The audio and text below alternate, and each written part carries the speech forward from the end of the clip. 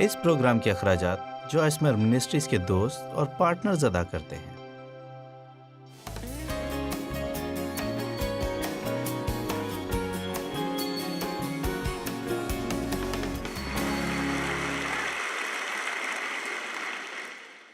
ہم دوسرے نقطے پر غور کرتے ہیں۔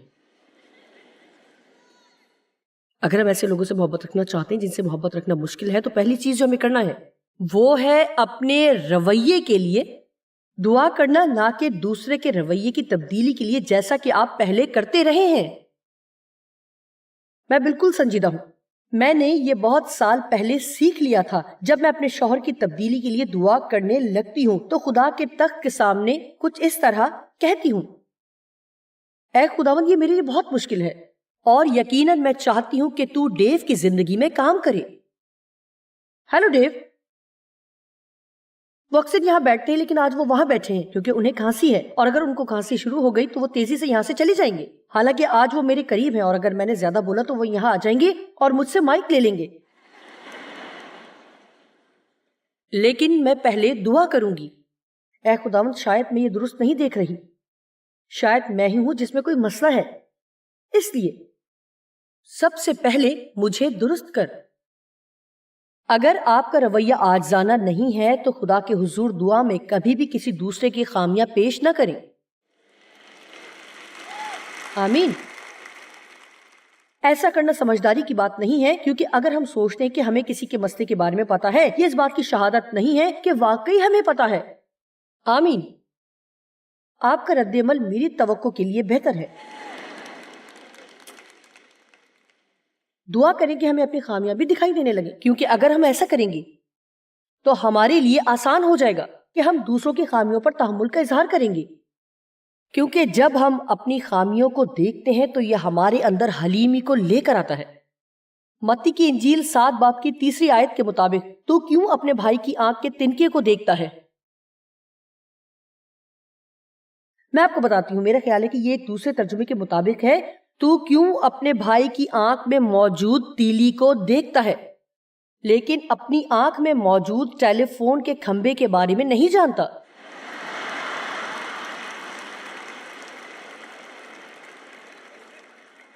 ذرا تصور کریں کہ اگر یہاں پر 2 لوگ موجود ہوں، ایک کی آنکھ پر تیلی چپکا دیں اور دوسرے کی آنکھ پر ٹیلی فون کا کھمبا چپکا دیں۔ وہ شخص جس کی آنکھ پر ٹیلی فون کا کھمبا چپکا ہوا ہے، وہ اس شخص کو درست کرنے کی کوشش کر رہا تھا جس کی آنکھ پر تیلی چپکی ہوئی تھی۔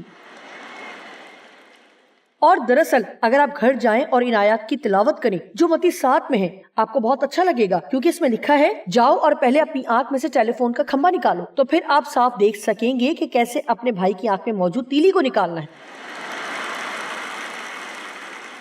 ہمیں واقعی معلوم نہیں ہے کہ ہمیں کیسے لوگوں کی مدد کرنی ہے۔ اگر ہماری زندگی میں دوسروں کی نسبت زیادہ مسائل ہیں تو ہماری زندگی میں رحم اور مہربانی نہیں ہوگی، لیکن ہم اپنی خامیاں نہیں دیکھتے اور دوسروں کی بہت جلد نظر آ جاتی ہے۔ شاید آپ میں سے کوئی آج ٹیلی ویژن پر یہ دیکھ رہا ہے، شاید آپ اس کے بارے میں تھوڑا بہت سوچ رہے ہوں، شاید آپ ان تمام لوگوں کے بارے میں سوچ رہے ہوں جن کو آپ پسند نہیں کرتے، اور شاید آپ یہ سوچ رہے ہوں کہ کیا یہ ممکن ہو سکتا ہے؟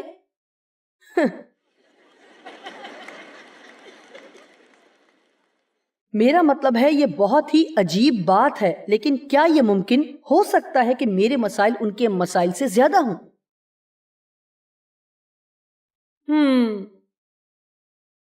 میں یہ بس آپ پر چھوڑتی ہوں۔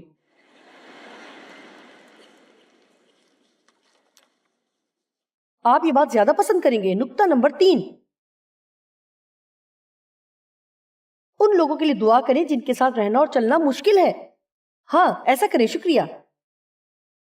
آپ کی آسانی کے لیے یہ بتاؤں کہ ان کی تبدیلی کے لیے دعا نہیں کرنی، لیکن اس بات کے لیے دعا کریں کہ وہ ویسے بنے جیسے خدا چاہتا ہے کہ وہ بنے۔ آئیے اس شخص کے لیے عاجزی کے ساتھ دعا کریں، لیکن خدا کے فضل کے ذریعے سے۔ رومیو 12:3 کے مطابق فضل کے ذریعے سے۔ وہ مجھے پسند ہے جس طرح پولس بات کرتا ہے یا اس کا انداز۔ وہ رومیو کو سمجھانے کی کوشش کرتا ہے اور کہتا ہے کہ خدا کے فضل سے میں ہر ایک سے کہتا ہوں کہ جیسا سمجھنا چاہیے اس سے زیادہ کوئی اپنے آپ کو نہ سمجھے۔ اس نے انہیں بس سیدھا سیدھا بتانا شروع نہیں کیا، بلکہ اس نے کہا دیکھو میں تمہارے پاس اس لیے آ رہا ہوں اور تمہیں یہ بتانے کی جرت کر رہا ہوں کیونکہ خدا نے مجھے ایسا کرنے کا فضل دیا ہے، اس لیے میں تمہیں بتاتا ہوں کہ جیسا سمجھنا چاہیے اس سے زیادہ اپنے آپ کو نہ سمجھیں۔ اپنے آپ کو اتنا اہم سوچنے کے لیے بہت اونچے اونچے خیالات مت سوچیں۔ اور آپ کو ایمانداری اور سچائی سے بتاؤں، دوسرے لوگوں کے بارے میں سوچتے سوچتے ہمارے اندر ایسی چیز جنم لے لیتی ہے کہ ہم اپنے مسائل کا حل نہیں کرتے۔ جب تک میں یہ سوچنے میں مصروف رہتی ہوں کہ آپ کے ساتھ کیا مسئلہ ہے، تب تک میں اپنے مسائل کو حل کرنے کے بارے میں نہیں سوچتی کہ میرے ساتھ کیا ہو رہا ہے۔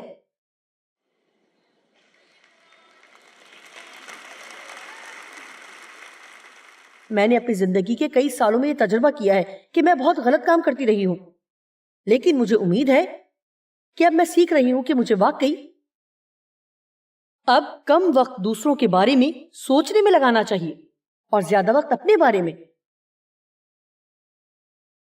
آمین۔ مجھے اپنی اہمیت کے بارے میں اونچے اونچے خیالات نہیں رکھنے چاہیے، بلکہ اپنی صلاحیتوں کے بارے میں متوازن سوچ رکھنی چاہیے، جیسے کہ خدا نے ہر ایک کو اندازے کے موافق ایمان تقسیم کیا ہے۔ لوگوں کے لیے دعا کریں۔ میں آپ کو لوگوں کے لیے دعا کرنے کے چند طریقے بتاؤں گی۔ خدا سے دعا کریں کہ خدا ان کی مدد کرے تاکہ وہ لوگ وہ بنے جو خدا انہیں بنانا چاہتا ہے، اور وہ لوگ وہ کریں جو خدا چاہتا ہے کہ وہ کریں۔ دعا کریں کہ خدا ان کی آنکھوں کو کھول دے تاکہ وہ دیکھ سکیں اور پہچان سکیں جب وہ کسی کو دکھ پہنچاتے ہیں، کیونکہ وہ دیکھ نہیں پاتے۔ وہ اس دن اس لیے نہیں اٹھے کہ آپ کو دکھ پہنچائیں۔ دعا کریں کہ خدا ان کی مدد کرے کہ وہ اپنے مسائل کی جڑ تک پہنچ سکیں، کیونکہ اوپر سے رویے کی تبدیلی مسئلے کا حل نہیں ہے۔ آپ کسی کے ساتھ تعلق قائم کر سکتے ہیں اور یہ بھی کہہ سکتے ہیں اگر تم یہ اور یہ نہیں کرو گے تو میں جا رہی ہوں۔ شاید خوف کی وجہ سے وہ سیدھے ہو جائیں اور اپنے آپ کو کچھ وقت کے لیے تبدیل کر لیں، لیکن جو تجربہ آپ کو ہوا ہے وہ ضرور دوبارہ آپ کے سامنے آتا ہے۔ وہ کہیں نہ کہیں دوبارہ آپ کے سامنے آ جاتے ہیں، کیونکہ صرف بیرونی رویے کی تبدیلی دوسروں کی ضرورت نہیں ہے، انہیں دل کی تبدیلی کی ضرورت ہے، انہیں فطرت کی تبدیلی کی ضرورت ہے۔ اور اگر ان کی زندگی میں بہت سے مسائل ہیں کہ وہ خود سے خدا کو نہیں دیکھ سکتے، تو پھر وہ ہم سے توقع کرتے ہیں کہ ہم اپنی زندگی سے خدا کو ظاہر کریں۔ اور یہ قربانی ہے۔ اس ہفتے میں آپ سے تھوڑا سا اس بارے میں بات کروں گی کہ انجیل کی خاطر ہم کیسے قربانی دینے والی زندگی گزار سکتے ہیں۔ غور سے سنیں، ہم اس دھرتی پر ابد تک نہیں رہیں گے۔ یسوع جلد واپس آنے والا ہے، مجھے معلوم نہیں ہے، لیکن ایسا لگتا ہے کہ شاید بہت جلد آنے والا ہے۔ لیکن عزیزو، جب سب کچھ ختم ہو جائے گا، دوسری بار کی کوئی گنجائش نہیں ہے، لیکن میں اپنی ہر کوشش کروں گی کہ جتنا بھی ہو سکا میں زیادہ سے زیادہ لوگوں کو آسمان پر لے کر جاؤں۔ تو اگر مجھے اسی شخص کو بار بار بار بار بار بار بار بار معاف کرنا پڑے، یا مجھے پورا بھروسہ، مکمل یقین، مکمل ایمان اور پورا اعتماد کرنا پڑے، تو پھر ہم میں کچھ کامیابی نظر آتی ہے جس کے بارے میں کوئی شک نہیں ہے۔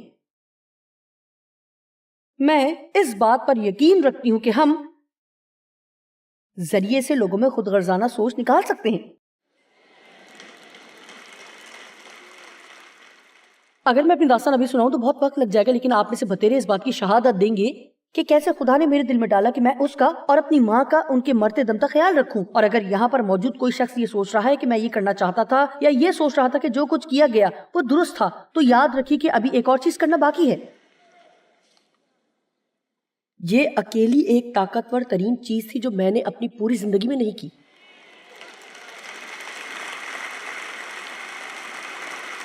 اور میرے باپ جو آسمان پر ہے آج رات یہ پیغام سن رہا ہوگا، کیا یہ خوشخبری نہیں ہے؟ آئیے امتیاز کے لیے دعا کریں۔ ہمیں امتیاز کرنے کی ضرورت ہے۔ زیادہ مرتبہ چیزیں ہمارے سر کے اوپر سے گزر جاتی ہیں، ہم دوسروں پر الزام لگاتے ہیں، لیکن ہمیں امتیاز کے حصول کے لیے دعا کرنی چاہیے۔ دراصل امتیاز کرنا جو ہم سوچتے ہیں، دیکھتے ہیں، اس سے گہری چیز ہے۔ آپ کو یاد ہے کہ جب وہ عورت بدفعلی کے الزام میں پکڑی گئی تو وہ یسوع کو پھنسانا چاہتے تھے، کیونکہ وہ جانتے تھے کہ یسوع محبت کرنے والا شخص ہے، اور اب ایک عورت جس نے شریعت کو توڑا اور شریعت کے مطابق اسے سنسار کیا جانا تھا، تو انہوں نے کہا، اے محبت کرنے والے، اب تو اس عورت کے بارے میں کیا کہے گا؟ اور پھر وہ اپنے گھٹنوں کے بل زمین پر بیٹھ گیا، اور بائبل بتاتی کہ وہ اپنی انگلی سے زمین پر کچھ لکھنے لگا۔ یہ سب کیا تھا؟ آپ کو پتا ہے کیا ہوا؟ اور پھر وہ آہستہ سے اٹھا اور کہا، میں تمہیں بتاتا ہوں کہ تم میں سے پہلا پتھر وہ مارے جس نے کبھی گناہ نہ کیا ہو۔ آپ کو پتا ہے کہ میرا یقین ہے کہ وہ کیا کر رہا تھا۔ یہ میری ذاتی رائے ہے، لیکن میرا یقین ہے کہ وہ تھوڑا سا وقت لے رہا تھا کہ اپنے باپ سے اس صورتحال کو درست انداز سے حل کرنے میں مدد لے۔ ہماری زندگیوں میں اور ہمارے خاندانوں میں کیا ہوگا؟ بہرحال اگر تم دوبارہ کرو تو میں تمہیں چھوڑ دوں گی، اور اگر نہیں تو جانتے ہیں اس سے کام نہیں بنے گا۔ میرا مطلب ہے کہ میرے بچے جب ابھی نابالغ تھے تو میں اپنے بچوں پر چیختی تھی، اور میرا بیٹا میرے رویے پر عجیب سی شکلیں بناتا تھا، اور اس سے زیادہ اور کوئی میرے لیے ناپسندیدگی کی بات نہ ہوتی جب بھی میرے نابالغ بچے میری باتوں پر مختلف طرح کی شکلیں بناتے، جب میں انہیں درست کرنے کی کوشش کرتی، یا جب ان کا کمرہ اس طرح لگتا جیسے بکھرا ہوا گودام ہو، اور پھر آپ کہیں صاف کرو، اور پھر جب وہ یہ کہیں کہ کیا ہوا اس کمرے کو۔ یہ رویہ تبدیل نہیں کرتا۔ آپ کے چیخنے سے بچوں پر کوئی فرق نہیں پڑے گا، اور آپ کی اس حرکت سے وہ آپ سے نفرت کریں گے، لیکن امتیاز کی روح سے زیادہ دعا کے ذریعے، اس سوچ سے کہ آپ اس عمر کے حصے میں کیسے تھے۔ شاید جب آپ عمر کے اس حصے میں تھے تو آپ میں کوئی خامی نہ تھی۔ میرا مطلب ہے کہ جب میں چھوٹی تھی تو میں نے کئی عجیب و غریب کام کیے ہیں۔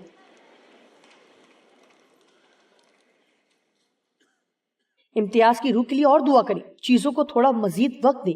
میں دعا کر رہی ہوں، دعا کر رہی ہوں۔ آپ میرے لیے دعا کریں کہ میں بولنے سے پہلے سوچوں کہ مجھے کیا بولنا ہے۔ ابھی نہیں، جب میں پیغام سنا رہی ہوں، کیونکہ میرا یقین ہے کہ خدا میرے ذریعے بات کر رہا ہے۔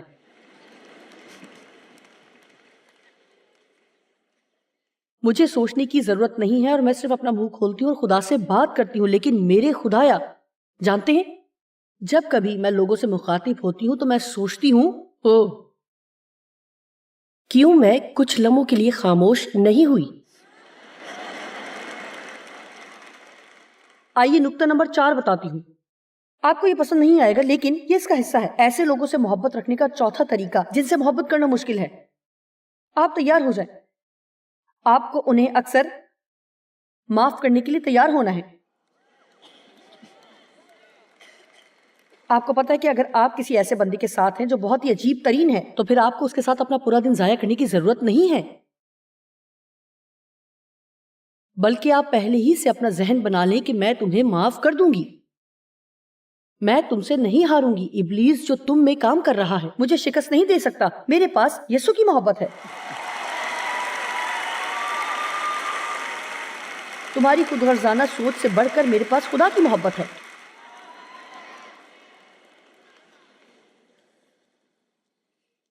میں یہ دوبارہ نہیں کہہ رہی، لیکن آئیے اس کو ایک دوسرے انداز سے دیکھتے ہیں۔ تمہیں مجھ سے اس طرح بات کرنے کی ضرورت نہیں ہے، اور نہ ہی ایسا کرنے میں کوئی مسئلہ ہے۔ میں اس بارے میں بات نہیں کر رہی کہ لوگوں کے برے رویے کا سامنا مت کریں، لیکن جو بات میں کر رہی ہوں وہ یہ ہے کہ اپنے گرد دیواریں کھڑی نہ کریں۔ خود کو دکھی ہونے سے بچانے کے لیے انہیں اپنی زندگی سے دور رکھیں تاکہ آپ بھی ان سے بچے رہیں۔ آپ کو یہ بات ذہن میں رکھنی چاہیے۔ دیوار کھڑی کرنے سے آپ لوگوں کو تو باہر کر رہے ہیں، لیکن آپ خود اندر قید ہو جائیں گے۔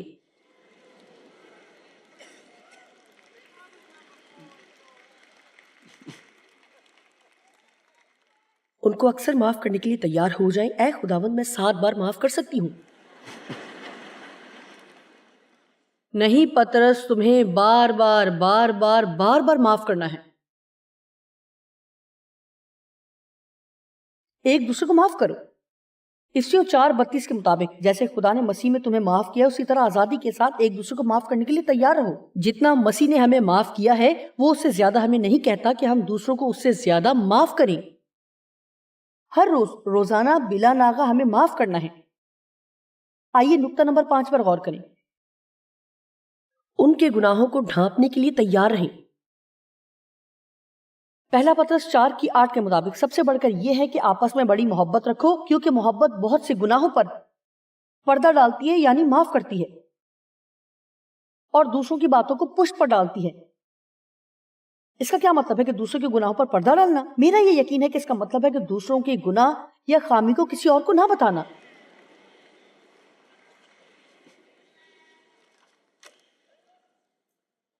میں آپ کے سامنے پیدائش 9 باب میں سے نوح اور اس کے بیٹوں کی کہانی پڑھتی ہوں. یہ 10 آیات ہیں. کیا آپ سننے کے لیے تیار ہیں؟ نوح کے بیٹے جو کشتی سے نکلے سم، حام اور یافت تھے. اور حام کنعان کا باپ تھا جو بعد میں پیدا ہوا تھا. یہی تینوں نوح کے بیٹے تھے اور انہی کی نسل ساری زمین پر پھیلی اور زمین کو آباد کیا.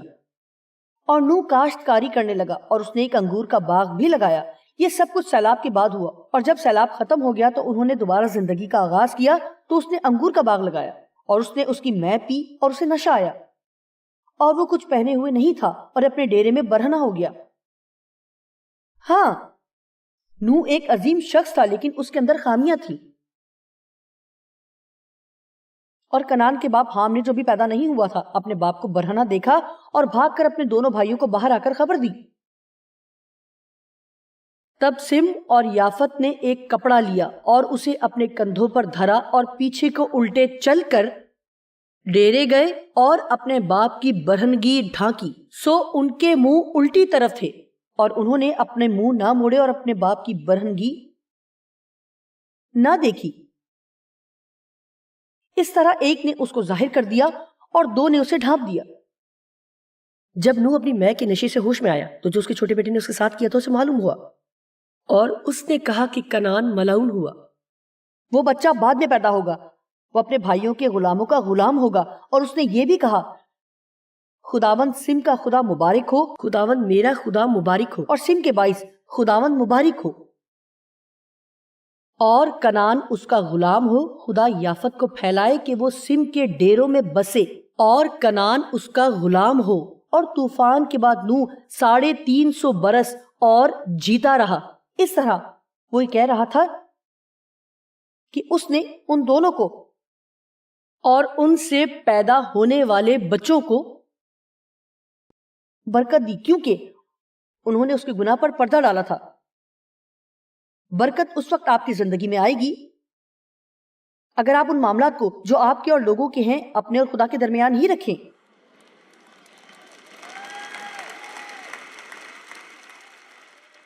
یہ بہت مشکل ہے کیونکہ ہم اپنے آپ کو دکھ نہیں پہنچانا چاہتے.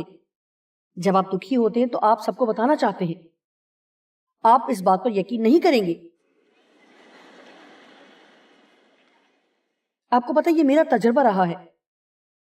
جب لوگ مجھے کسی دوسرے کے بارے میں غلط اور عجیب سا بتانا چاہتے ہیں اور حالانکہ یہ بہت مشکل ہوتا ہے اور لوگ میرے ساتھ ایسا کم ہی کرتے ہیں لیکن ان کی باتیں اس شخص کے بارے میں میرے رویے میں کسی بھی طرح سے تبدیلی نہیں لاتی.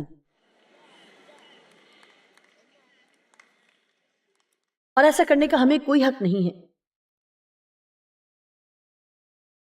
اگر آپ لفظ برکت اور لعنت کا مطالعہ کریں تو لفظ برکت کے بنیادی تعریف کے لیے یونانی زبان میں مطلب کو یوں بیان کیا گیا ہے کہ کسی کے بارے میں اچھی بات کرنا، اور لعنت کا مطلب ہے کسی کے بارے میں غلط بات کرنا.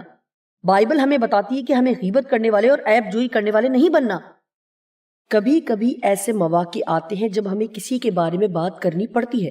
در حقیقت جو اس نے کیا ہوتا ہے کبھی کبھی ہمیں خدمت کے دوران ایسا کرنا پڑتا ہے. کسی نے کوئی مسئلہ کھڑا کر دیا ہے اور پھر ہمیں اس کو حل کرنا ہے. کوئی مسئلہ آ جائے تو پھر لیڈرشپ کو اس کے بارے میں بات کرنی پڑتی ہے. میں یہ نہیں کہہ رہی کہ ان معاملات کو حل نہ کریں جن کو حل کرنے کی ضرورت ہے، لیکن میں یہ کہہ رہی ہوں کہ عیب جوئی نہ کی جائے اور لوگوں کے بارے میں باتیں پھیلائی جائیں کیونکہ لوگ غصے والے ہیں اور ہم نہیں چاہتے کہ کوئی اپنے بارے میں سمجھے کہ وہ دوسرے کی نسبت بہتر ہے. کیا یہ افسوسناک بات نہیں ہے کہ جب کسی نے آپ کو دکھ پہنچایا ہو اور آپ کسی اور کے منہ سے سن رہے ہو کہ وہ کیسا عظیم انسان ہے؟ میرا مطلب ہے کہ آپ ایسی بات کر رہے ہوں جس میں صرف آپ کی تعریف ہو، تو آپ اس طرح سے کہیں گے کہ میں آپ کو چند چیزیں بتاتی ہوں. میں آپ کو ایک زبردست دعا بتاؤں گی جو آپ نے ہر وقت کرنی ہے. اے خداوند مجھے اپنا منہ بند رکھنے میں مدد کر، مہربانی سے. خدا مجھے اپنا منہ بند رکھنے میں مدد کر. یہ میری پسندیدہ دعاؤں میں سے ایک ہے. خداوند میری مدد کر. کیا ہی خوبصورت بات ہے. اس نے صرف ان دونوں لڑکوں کو ہی برکت نہ دی بلکہ ان کی اولاد کو بھی. مجھے معلوم نہیں کہ جو کام ہم کرتے ہیں کیا اس کا اثر ہماری اولاد پر ہوتا ہے یا نہیں. بالکل ہوتا ہے. جب آپ دوسروں کے بارے میں عیب جوئی کرتے ہیں تو آپ کے بارے میں بھی عیب جوئی کی جاتی ہے. نقطہ نمبر 6 ہے کہ اور جو آپ نے ڈھانپا ہے اسے برکت دو، لعنت نہ کرو. لیکن رومیو 12:14 میں جو تمہیں ستاتے ہیں ان کے لیے برکت چاہو، یعنی وہ جو تمہارے ساتھ اچھا سلوک نہ رکھیں ان کے لیے برکت چاہو، لعنت نہ کرو. اور جیسا میں نے کہا کہ کچھ ایسے معاملات ہوتے ہیں جن کے بارے میں بات کرنا ضروری ہوتی ہے. آئیے متی کی انجیل 18:15 دیکھتے ہیں. اگر تیرا بھائی تیرا گناہ کرے تو جا اور خلوت میں بات چیت کر کے اسے سمجھا، لیکن یہ کام تمہارے اور اس کے درمیان رہے. اگر وہ تیری سنے تو تو نے اپنے بھائی کو پا لیا. اور پھر اس نے کہا اگر وہ نہ سنے تو اپنے ساتھ ایک اور کو لے جاؤ، اور اگر وہ پھر بھی نہ سنے تو پھر 2 یا 3 کو اپنے ساتھ لے جاؤ، اور اگر پھر بھی نہ سنے تو اپنی کلیسیا کے بزرگوں کو بتاؤ. بہت سی مشکل چیزوں میں سے میرے لیے یہ ایک ہے.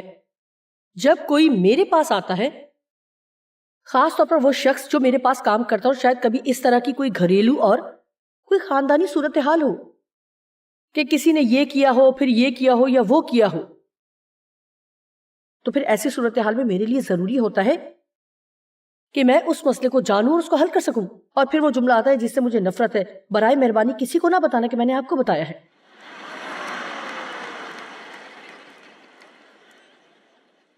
اگر آپ میں جرت نہیں ہے کہ آپ اس مسئلے کو حل کر سکیں تو اس مسئلے کو کسی اور کو بھی نہ بتائیں.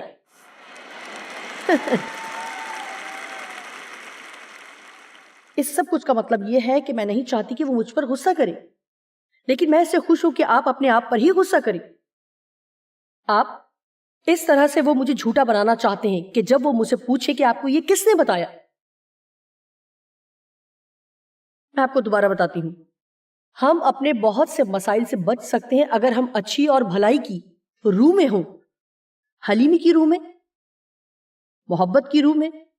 آپ کو پتہ ہے کہ اچھی چیزوں میں نے سیکھی ہے، اور یہ کرنا اچھی بات ہے. یاد رکھیے چاہے آپ کو اپنے بچوں کی تربیت کرنا پڑے یا ان کی جو آپ کے ماتحت ہیں،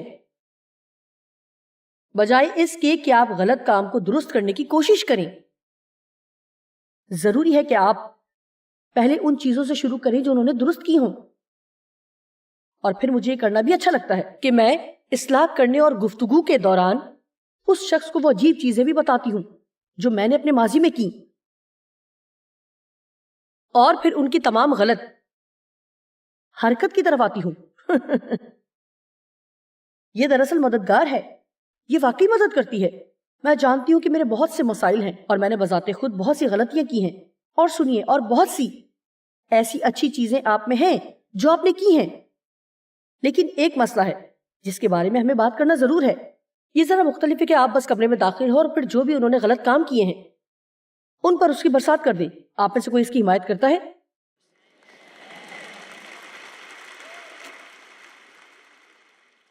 نقطہ نمبر 7 بھی کچھ مشکل ہے. اگر موقع ملے تو جب ایسا شخص جس کے ساتھ رہنا مشکل ہے، ایسے لوگوں کی جو کسی طرح کی پریشانی میں ہو تو ان کی مدد ضرور کریں.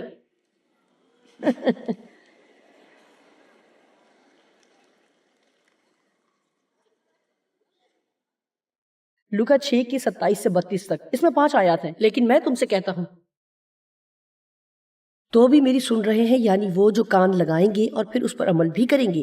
اپنے دشمن سے محبت رکھو، جو تم سے عداوت رکھیں ان کا بھلا کرو، یعنی ان کے ساتھ اچھائی کرو. مہربانی سے پیش آؤ جو تم پر لعنت کریں، ان کے لیے برکت چاہو. جو تمہاری تحقیر کریں ان کے لیے دعا کرو.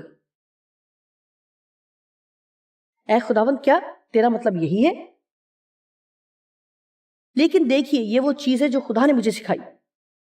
جب آپ غلط زندگی بسر کرنے والوں کے لیے دعا کریں کہ وہ بابرکت ہوں اور خوش رہیں، تو یاد رکھیں کہ ان کے پاس کوئی گنجائش نہیں ہے کہ وہ بغیر اپنے مسائل کا سامنا کیے زندگی گزاریں. تو یہ ذرا مختلف طرح کا طریقہ ہے جو روحانی طرز کا ہے، جس میں آپ دراصل یہ کہہ رہے ہیں کہ خداوند ان کے مسائل ان کے سامنے لا.